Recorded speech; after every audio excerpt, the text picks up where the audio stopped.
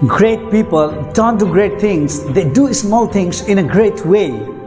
हाँ दोस्तों, महान लोग महान काम नहीं करते हैं, वो छोटे छोटे काम को महान तरीके से करते हैं, इसलिए वो महान बनते हैं.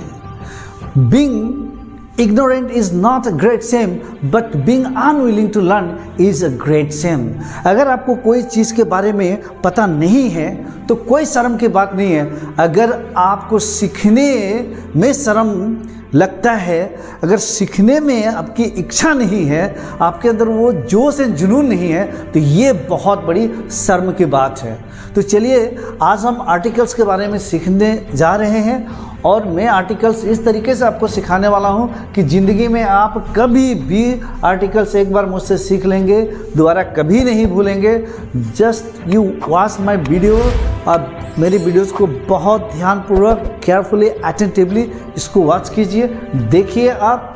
और कोई भी समस्या होगा, कोई भी चीज़ होगा, आप कमेंट्स में आप पूछिएगा मुझसे, आपका उत्तर हम जरूर देंगे. तो आज मैं बताने वाला हूँ कि आर्टिकल्स जो है, in spoken English there are 6 articles and in written English there are 3 articles. And today we are going to learn the sound of the articles. आज हम articles के sounds के बारे में हम सीखने जा रहे हैं. तो देखिए यहाँ पे मैंने लिख के रख दिया हूँ आर्टिकल. तो आर्टिकल जो है एक डिफिनिट आर्टिकल और इनडिफिनिट आर्टिकल. तो डिफिनिट आर्टिकल में क्या है, आप सभी को पता होगा कि डिफिनिट आर्टिकल जो है वो द है. लेकिन हम आज क्या सीखने जा रहे हैं, द साउंड हम सीखने जा रहे हैं. अब द का साउंड कितना होता है आज हम नहीं सीखेंगे कि द का मतलब क्या होता है, अर्थ क्या होता है इंग्लिश में, ये सब हम नेक्स्ट वीडियो में सीखेंगे. आज मैं बता रहा हूँ कि द का साउंड, उच्चारण, कभी द होता है कभी दी होता है, ये सीखने जा रहे हैं. तो कब द होता है और कब दी होता है, आज हम ये कंसेप्ट क्लियर करेंगे. तो देखिए यहाँ पे द, ये इसका साउंड कितना है, एक तो है द और एक दी, द एंड दी, ये दो साउंड हो गया. और यहाँ पे देखिए इनडिफिनिट आर्टिकल, एक ए एंड अन, ये दो है. सो इस ए का उच्चारण जो है दो है. एक है देखिए आ और एक ए. सो ध्यान दीजिएगा आप, एक है अ और एक है ए. सो यू सी हियर, ये जो अन है इसका देखिए एक साउंड क्या है अन, एक साउंड क्या है एन, और ये आ का आ और ए. अब देखिए ये जो है इसको कहते हैं हम, आपको वीक फॉर्म, मैं शॉर्टकट लिख रहा हूँ वीक फॉर्म, और ए जो है ये स्ट्रॉन्ग फॉर्म, और ये हो गया आपका वीक फॉर्म और ये हो गया strong form. Weak form, strong form का मतलब है हम जब जोड़ दे के बोलते हैं उसको कहेंगे स्ट्रॉन्ग फॉर्म में, और जो बिना जोड़ कर नॉर्मली जब कहेंगे तो आ होगा. जैसे कि give me a book, give me a pen. लेकिन जब जोड़ दे के बोलेंगे आप गिव मी ए बुक, तो वहाँ पे ए हो जाएगा. इसलिए यहाँ पे ये वीक फॉर्म और स्ट्रॉन्ग फॉर्म मैंने आपको बताया. तो देखिए यहाँ पे ये आर्टिकल रिटन में तो हम द ही लिखेंगे और ए और अन लिखेंगे, ये तीन ही लिखेंगे. लेकिन यहाँ इसका साउंड जो हो रहा है एक का द एक का दी. अब इसका भी ये क्या है, द जो है ये आपका वीक फॉर्म है और ये भी वीक फॉर्म में आ जाता है. लेकिन यही द दूसरी ओर स्ट्रॉन्ग फॉर्म में भी यूज़ होता है. मैं आपको समझाऊंगा कि स्ट्रॉन्ग फॉर्म में कब यूज़ होता है. तो चलिए और इसके आगे हम सीखते हैं. यहाँ तक I hope that you have understood very clearly, you got everything कि 6 होता है साउंड्स आर्टिकल्स का. अब हम ये सीखेंगे कि द हमें कब कहना है, दी कब कहना है, अ और ए कब कहना है. इसको मैं स्लाइटली आपको बता ही दिया, या अन या एन. चलिए अगर मैं लिख कर बताऊंगा तो काफ़ी समय लग जाएगा, ध्यान से सुनिए आप मुझे. द हमें कब यूज़ करना है, मैं यहाँ से थोड़ा सा लिख ही देता हूँ. द कब यूज़ करना है हमें, before consonant sound starting word. Shortcut में लिख रहा हूँ, consonant sound starting word. Consonant sound starting word के पहले आपको उच्चारण क्या बोलना है, द. जैसे कि द बुक, द चेयर।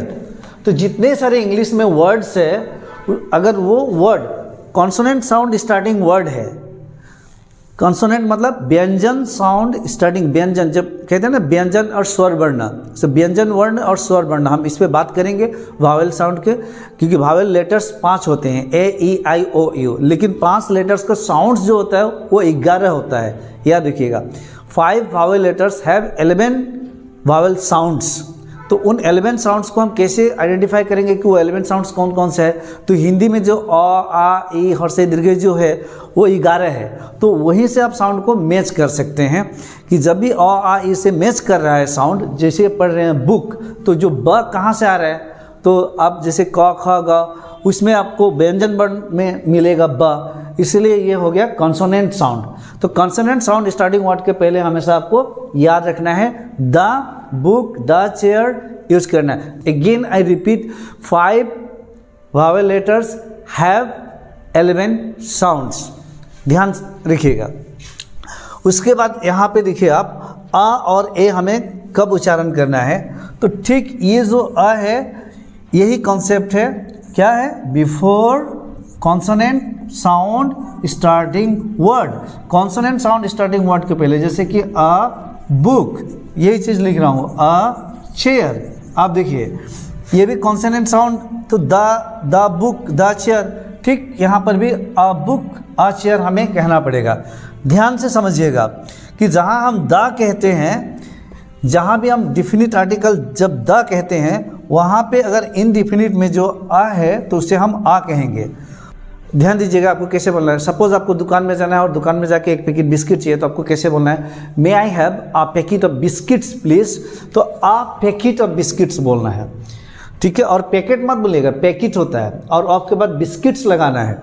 तो मेरे एक एक शब्दों पे ध्यान दीजिएगा, फिर से रिपीट कर रहा हूँ, may I have a packet of biscuits please. देखिए मैंने आ यूज़ किया, लेकिन अब ए हम कब यूज़ करेंगे? क्योंकि ये तो जो है ये तो इनडिफिनिट आर्टिकल, यहाँ पे हमने तो ए ही लिखा है। बहुत सारे लोग तो हर जगह ए ही यूज़ करते हैं, बट ऐसा नहीं है, याद रखिएगा आ और ए होता है। तो ये स्ट्रॉन्ग फॉर्म है। अब स्ट्रॉन्ग फॉर्म तो हमेशा यूज़ नहीं होता है, जब हम जोर दे के बात करना चाहते हैं। जैसे कि हमने किसी को कहा कि give me a pen please, तो उसने बोला yes please, give me a pen please. फिर से बोला I couldn't hear you, would you tell me once again, give me a pen please. जब आपने जोड़ के दे give me a pen please, जोड़ दे के बोला ना आपने, तो जब जोड़ दे के बोलेंगे तो आप ए यूज़ कर सकते हैं। या आप कोई भी मीटिंग में, कॉन्फ्रेंस में, या आप जब कोई स्पीच दे रहे हैं और वो उस स्पीच में आपको जोड़ दे के बोलना है, तो पहली बार में ही आप जोड़ दे के वहाँ पे बोल सकते हैं। तो ये ध्यान रखिएगा आप। नॉर्मली आपको क्या यूज़ करना है? ये आ यूज़ करना है, एंड वाइल एम्फासाइजिंग आपको यूज़ करना है ए। क्लियर? अब यहाँ पे देखिए नॉर्मली हमें क्या यूज़ करना है? अन, वीक फॉर्म में अन होता है, राइट प्रोनाउंसिएशन इज अन। हर जगह लोग an, but the actual pronunciation as a weak form is an. Okay, an apple, याद रखिएगा। एन एलिफेंट की जगह में हमें क्या बोलना है? An elephant, that's the right pronunciation. और जब स्ट्रॉन्ग फॉर्म में जब हम जोड़ दे के बोलेंगे तो हम क्या कहेंगे? An apple, an elephant, an office, I am going to an office. अगर नॉर्मली बोलना है तो I am going to an office. तो इस तरीके से साउंड्स है। तो मैं आज आपको पूरा क्लियर किया कि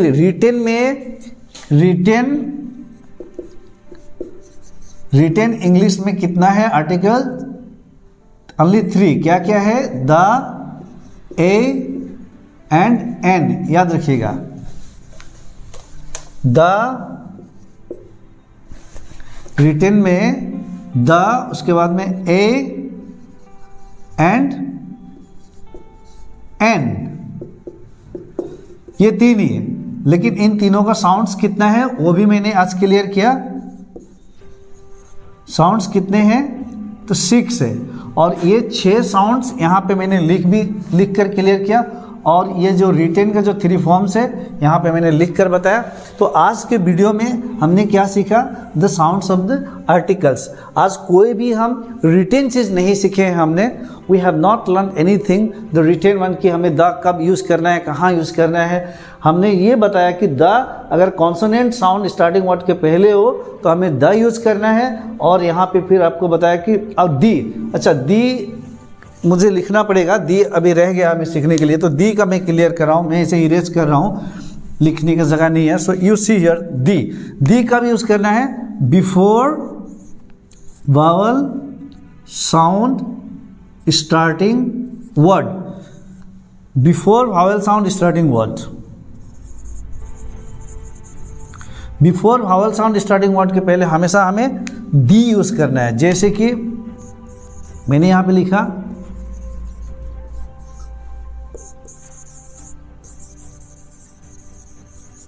दी ऑफिस, दी एप्पल, क्योंकि ये वावल साउंड स्टार्टिंग वर्ड है। लेकिन यहाँ पे ध्यान दीजिएगा, अगर ऐसा हो दी एक्सरे, ये कॉन्सोनेंट लेटर है, हमें लेटर पे ध्यान नहीं देना, हमें साउंड पे ध्यान देना है। दी एक्सरे कहना पड़ेगा, दी एक्सरे कहना पड़ेगा, दी एमएलए, दी एलपी स्कूल होगा। लेकिन यहाँ पे अगर मान लीजिए कि द अगर ऐसा 1 रुपी